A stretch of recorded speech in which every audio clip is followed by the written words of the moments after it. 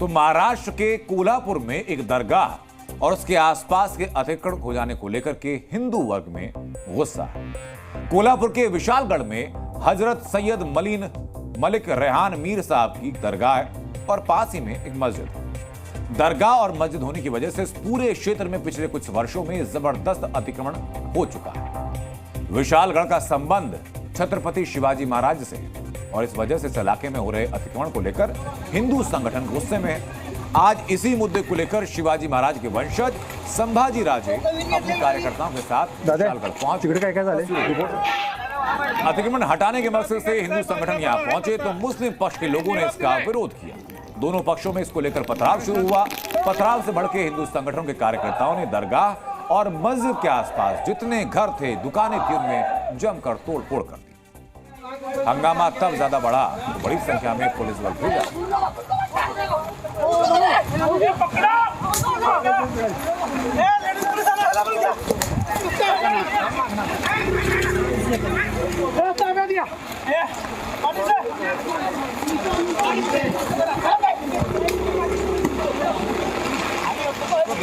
फिर वापस पुलिस बल पहुंचा वहां पर, जिन्होंने हालात पर काबू किया। अब आपको सबसे पहले इस हंगामे से जुड़ी एक रिपोर्ट दिखाते हैं, उसके बाद इस इलाके का इतिहास, हंगामे की वजह बताएंगे। गजापुर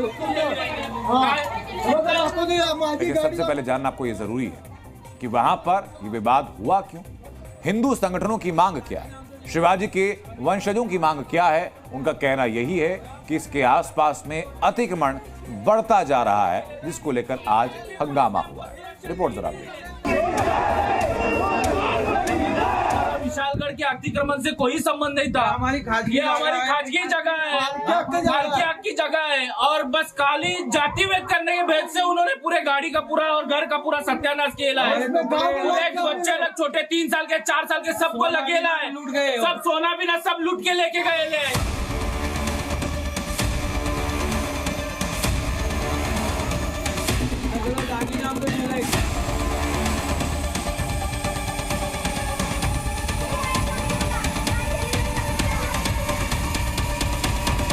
प्रशासन की गलती है, कोर्ट के ऑर्डर क्या ये प्रशासन ने पढ़ना चाहिए।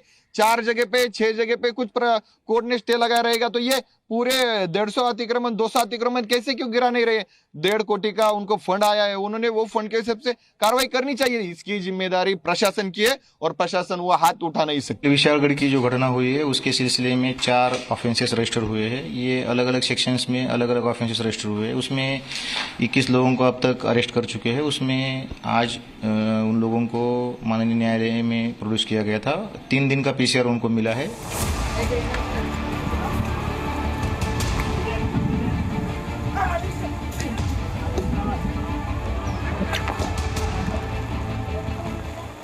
जो कल हिंसाचार हुआ था उसका मैं समर्थन नहीं करता हूं, लेकिन मैं दरखास्त करता हूं सब लोगों को कि ये क्यों हुआ, इसके कारण क्या है, प्रशासन उसमें असफलता क्यों आई।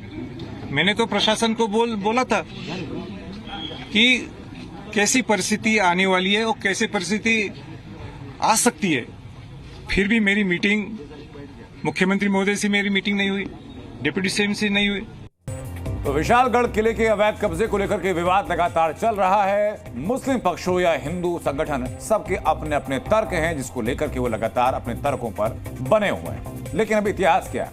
विशालगढ़ किले का संबंध छत्रपति शिवाजी महाराज से। बीजापुर की आदिल शाही सेना से बचकर वो यहां पहुंचे थे। सेनापति सिद्दी मसूद तब उन्हें मारना चाहता था। मराठा योद्धा बाजी प्रभु और फूलजी प्रभु ने वर्ष 1660 में पवन खिंड में युद्ध लड़कर शिवाजी महाराज को विशालगढ़ पहुंचने में मदद की थी। यह ऐतिहासिक महत्व है इस किले का। यह क्षेत्र मराठी अस्मिता और वीर शिवाजी महाराज के इतिहास से जुड़ा है। इसी वजह से इस इलाके में विवाद की जड़ है यहां की बदलती डेमोग्राफी, जिससे इस इलाके का असली इतिहास धीरे धीरे मिटता जा रहा था। इतिहास में लौटते वर्ष 1939, यहां 12 घर थे, इसमें 105 लोग रहते थे। उस वक्त यहां 1 मुस्लिम और 11 हिंदू घर थे, जिसमें 15 मुस्लिम और 90 हिंदू व्यक्ति रहते थे। ये तब की डेमोग्राफी थी। फिलहाल यहां 685 लोग रहते हैं, जिसमें 534 मुस्लिम हैं और 151 हिंदू। आरोप यह कि यहां पर 283 मकान अवैध हैं और यहां की सरकारी जमीनों को छोड़ दिया जाए तो बाकी जमीनें शिवाजी महाराज के वंशजों की थी। लेकिन आरोप यह कि 1960-1970 के दशक के बीच में ये जमीनें मुजावर यानी दरगाह के सेवकों के नाम पर ट्रांसफर कर दी गई। आरोप यह कि दरगाह और यहां की कई इमारतें अवैध रूप से बनाई गई।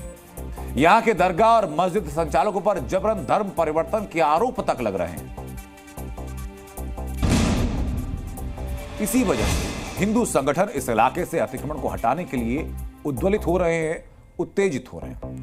हालांकि राज्य के मुख्यमंत्री एकनाथ शिंदे ने अतिक्रमण पर कार्रवाई का आश्वासन दिया और इसलिए फिलहाल स्थिति सामान्य दिखाई पड़ रही है।